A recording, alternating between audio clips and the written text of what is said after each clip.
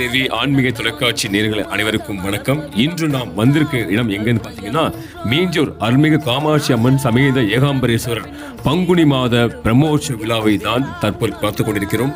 நேரடி காட்சியாக இது பிரத்யேகமாக எடுக்கப்பட்டது. தேரோட்டம், அனைவருக்கும் மனதில் ஓடிக்கொண்டிருக்கும் இன்ப வெள்ளோட்டம்,